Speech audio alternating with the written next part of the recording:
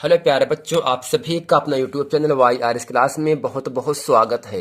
तो प्यारे बच्चों, आज की इस वीडियो में हम पढ़ेंगे विज्ञान, यानी विज्ञान में जो आपका अध्याय दूसरा है, रसायन विज्ञान में जो आपका अध्याय 2 है, अम्ल क्षार एवं लवण। यानी इस अध्याय 2 अम्ल क्षार एवं लवण में जितने भी लघुत्तरी के महत्वपूर्ण प्रश्न हैं, मैं आज इस वीडियो में आपको अच्छे तरीके से समझाता हूं। तो एग्जाम में जो लघुत्तरी प्रश्न पूछा जाएगा वो आपको 4 नंबर के लिए पूछा जाता है।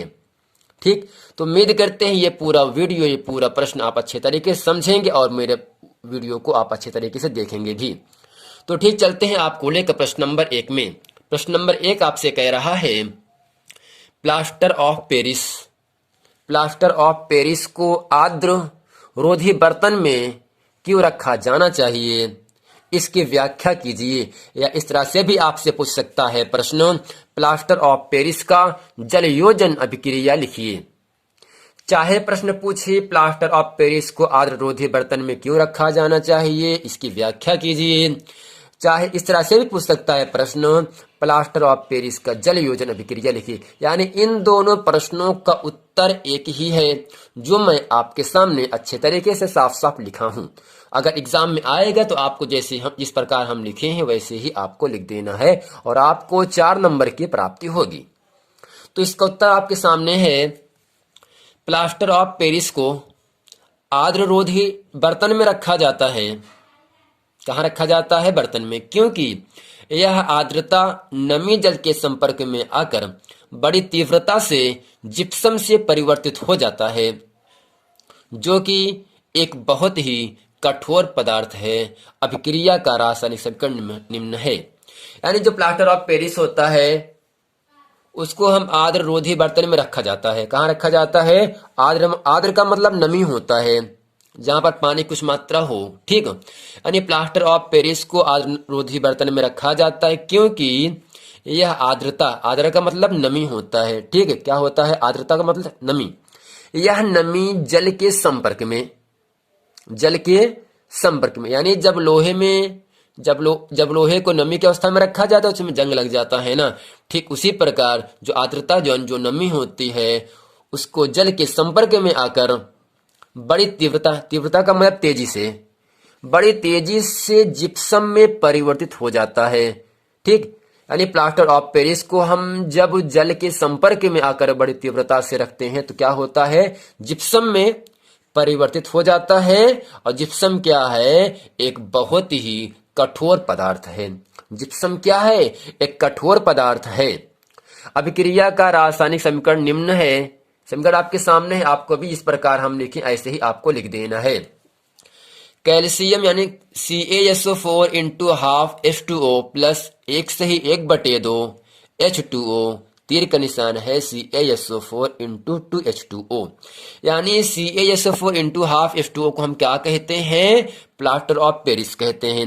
यानी जब प्लास्टर ऑफ पेरिस की क्रिया हम जल के संपर्क में कराते हैं, जब जल से कराते हैं तब आपका CaSO4 इंटू 2H2O प्राप्त होता है, जिसे हम जिप्सम के नाम से जानते हैं। और जिप्सम क्या होता है? एक कठोर पदार्थ है।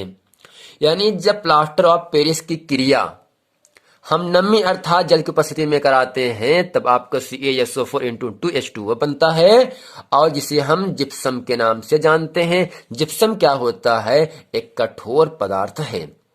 ठीक, तो प्यारे बच्चों, उम्मीद करते हैं प्रश्न नंबर 1 आप अच्छे तरीके से समझ गए होंगे।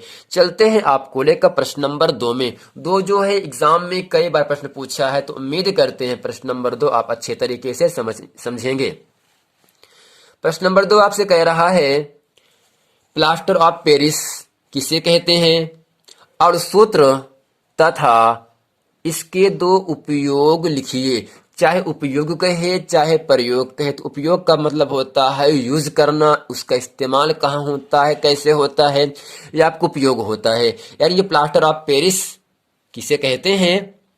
प्लास्टर ऑफ पेरिस का सूत्र लिखना है और प्लास्टर ऑफ पेरिस का हमें 2 उपयोग लिखना है। तो इसका उत्तर आपके सामने है। जिप्सम को, किसको? जिप्सम को, जिसका सूत्र क्या होता है? CaSO4 into 2H2O। जिप्सम क्या होगा? एक कठोर पदार्थ है। यानी जिप्सम को 120 से 130 डिग्री सेंटीग्रेड तापमान पर टेम्परेचर पर गर्म करने से प्लास्टर ऑफ पेरिस बनता है। यानी जिप्सम क्या है? एक कठोर पदार्थ है। यानी जब जिप्सम को 120 से 130 डिग्री सेंटीग्रेड पर गर्म करते हैं तब क्या प्राप्त होता है? प्लास्टर ऑफ पेरिस प्राप्त होता है या बनता है। तो इसको जो बनाने की विधि है तो ये आपके सामने है। 2CaSO4 इंटू 2H2O, जिसे क्या कहते हैं? जिप्सम कहते हैं। जिप्सम एक कठोर पदार्थ है।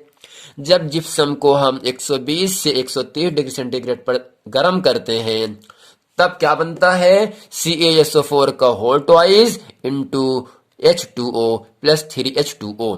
यानी जब हम जिप्सम को 120 से 130 डिग्री सेंटीग्रेड पर गर्म करते हैं तब CaSO4 इंटू H2O, जिसे कहते हैं प्लास्टर ऑफ पेरिस कहते हैं।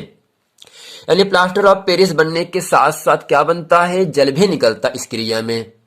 जिप्सम को 120 डिग्री से 130 डिग्री तक गर्म करने पर CaSO4 का होल ट्वाइस इंटू H2O, जिसे कहते हैं प्लास्टर ऑफ पेरिस कहते हैं। और इसके साथ ही आपका जल भी बनता है। यानी जो CaSO4 इंटू 2H2O है ये आपका जिप्सम का सूत्र है। किसका सूत्र है? जिप्सम। जिप्सम क्या है? एक कठोर पदार्थ है। एक कठोर पदार्थ, आपका कठोर एंड मजबूत पदार्थ है। तो इसका उत्तर तो इसका जो उपयोग है वो आपके सामने है। तो काली पेन से हेडिंग करके लिखेंगे प्लास्टर ऑफ पेरिस की उपयोग। ये जो हेडिंग करेंगे हम काली पेन से करेंगे और इसके आगे लिखेंगे नंबर 1 करके। जिस प्रकार से हम लिखें ऐसे ही आपको लिख देना है।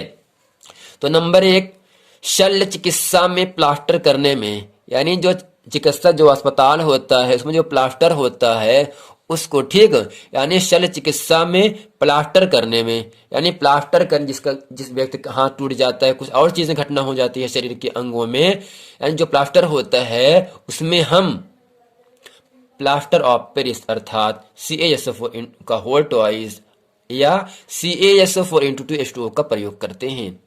यानी शल्य चिकित्सा में प्लास्टर करने में प्रयोग करते हैं हम प्लास्टर ऑफ पेरिस का। दूसरा है सांचे और मॉडल बनाने में। जो सांचा बनता है और उसको मॉडल जो बनता है, इन दोनों को बनाने में हम प्लास्टर ऑफ पेरिस का उपयोग करते हैं। तीसरा इसका उपयोग आपके सामने है जो कि बहुत ही महत्वपूर्ण है, मूर्तियां व खिलौने बनाने में। यानी एग्जाम में दे सकता है मूर्तियां व खिलौने बनाने में किस यौगिक का उपयोग किया जाता है। तो इसका उत्तर आपके सामने होगा जिप्सम। क्या होगा? जिप्सम। यानी प्लास्टर ऑफ पेरिस जिसका सूत्र क्या होगा? CaSO4 का होल ट्वाइस इंटू H2O। यह क्या? प्लास्टर ऑफ पेरिस से इसका उपयोग होता है शल्य चिकित्सा में प्लास्टर के रूप में, सांचे और मॉडल बनाने के रूप में, मूर्तियां व खिलौने बनाने के रूप में। तो प्यारे बच्चों, उम्मीद करते हैं प्रश्न नंबर 1 और प्रश्न नंबर 2 आप अच्छे तरीके से समझ गए होंगे। तो अगर वीडियो समझ में आया है तो वीडियो को लाइक करें, कमेंट करें, सब्सक्राइब जरूर करें और अपने दोस्तों में भी खूब शेयर करें।